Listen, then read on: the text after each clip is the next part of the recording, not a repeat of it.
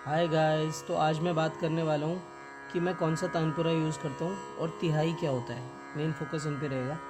तो मैं यूज़ करता हूँ i tabla pro, which is the best after the manual tanpura जो फिज़िकल फॉर्म में बनाया हुआ है इंस्ट्रूमेंट।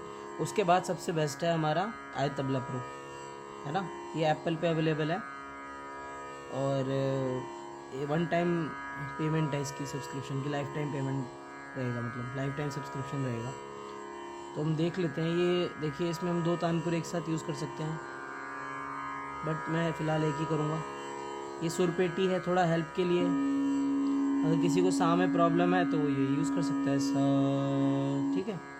सा मैं यूज़ नहीं करता, बट मैं आपको दिखा रहा हूँ। तो ये तबला है हमारा, यहाँ मास्टर वॉल्यूम है।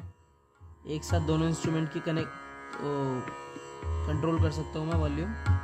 अगर स्पेसिफिकली तानपुरे ही कम करनी है थोड़ी, तो यहाँ से एडजस्ट हो सकती है। तबले ही कम करनी है, वो यहाँ से हो सकती है ना, कम ज़्यादा जो भी है। ये मंजीरा है, तबले के साथ बजता है। अगर आपको यूज़ करना है तो तबले के बिना नहीं बजेगा। ये हमारा स्वर मंडल है। स्वर मंडल भी एक इंस्ट्रूमेंट है, इसके ऊपर आरो अवरो पकड़ ये सब मतलब प्ले कर सकते हैं ताकि एक राग का माहौल बना रहे। अब ये जो प्ले हुआ ये किस राग का था? ये जो प्रीसेट्स लिखा है ना नीचे, देश, देखिए अभी मैंने देश सिलेक्ट किया हुआ है।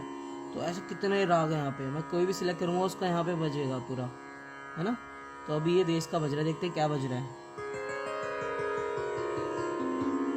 रे मा पा नि धा पा मा ग रे ग नि जा, देखो रे मा पा नि धा पा मा ग रे ग नि जा, ये वाले सुर है। तो आपके ईयर अगर अच्छे से ट्रेंड है तो आप समझ पाओगे, वरना हारमोनियम की शुरुआत में ज़रूरत पड़ती है बिगिनर्स को। अब इस वाले सेक्शन में आते हैं। इसमें देखिए सारी ताले हैं, कितनी सारी है। रूपक है, भजनी है, कहरवा है, 3 ताल तो है ही हमारी।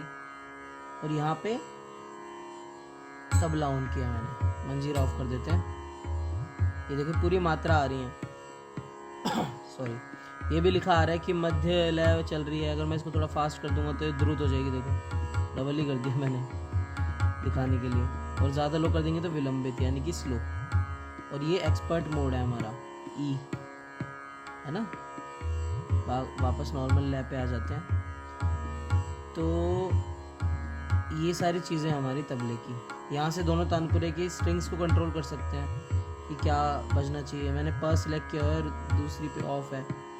सा तो बजेगा ही, और सेकंड तानपुरा का सब ऑफ है क्योंकि मैं यूज़ ही नहीं करता। ये बता ही दिया मैंने आपको, रिसेट वाला। ये स्वर मंडल है, इसकी स्ट्रिंग्स पे कितने क्या इंस्ट्रूमेंट बजेंगे, है ना। इसमें 20 स्ट्रिंग्स है।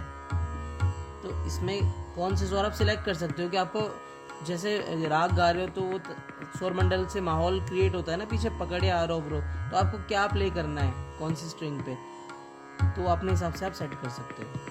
बाकी मोर में और भी चीज़ें हैं, रिकॉर्डिंग वाला ऑप्शन भी होता है इसके अंदर, आप ऐड ऑन वगैरह कर सकते हैं। और यहाँ सेशन प्ले टाइम आ रहा है, और टुडेज़ प्ले टाइम में पूरे दिन का आ रहा है, 24 आवर्स का, कि कितना चला, है ना। तो ये सारी चीज़ें हैं इसके अंदर। अब एक चीज़ है तिहाई, उस पर भी बात कर लेते हैं, है ना। अब तिहाई क्या है? तिहाई से शब्द से ही पता चल रहा है कि 3 से रिलेटेड कुछ है। तो जो हम किसी राग को एंड करते हैं या कोई तान भी हम एंड करते हैं तो हम तिहाई का यूज़ कर सकते हैं। एक अच्छा उससे डेकोरेटिव लगता है। और सिर्फ एंडिंग की बात नहीं है, हम बीच में भी कर लेते हैं। जैसे कि राग की एंडिंग की बात नहीं है, हम राग गाते गाते बीच में तानों में भी तिहाई लगा सकते हैं, है ना। और बोल तान वगैरह गाते हैं उन सब में भी लगा सकते हैं तिहाई। तो एक सिंपल सा तिहाई का एग्जांपल देके बताता हूँ। जैसे हम राग को जब एंड करते हैं तो किस तरह लगाते हैं, जाऊँ तोरे चरण कमल वाली बंदिश के एग्जांपल से, ठीक है। जाऊँ तोरे चरण, जाऊँ तोरे चरण, जाऊँ तोरे चरण कमल परवा,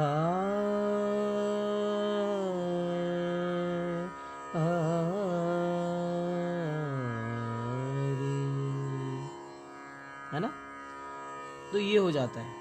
तानों में भी यूज़ कर सकते हैं हम तिहाई को, बहुत सारी चीज़ों में यूज़ कर सकते हैं इंडियन क्लासिकल म्यूज़िक में। एक अच्छा डेकोरेटिव सा लगता है वो, सुनने में अच्छा लगता है। और एंडिंग में तो खासकर, एंड हम कैसे करेंगे, ऐसे ही तो नहीं कर सकते ना, एंडिंग कुछ होनी चाहिए, क्लाइमैक्स तो हर चीज़ का अच्छा चाहिए ना। हाँ, तो फिर ये सारी चीज़ें हैं इसमें ना।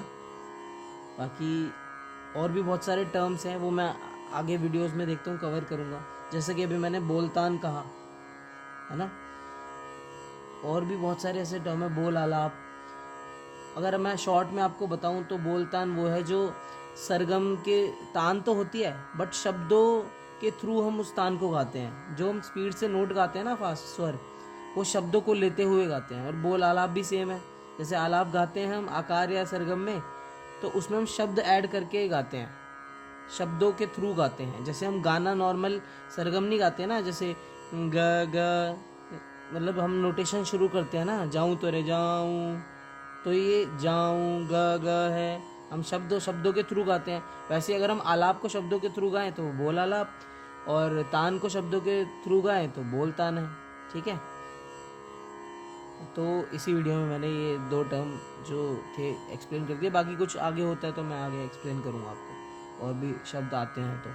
ठीक है, थैंक यू।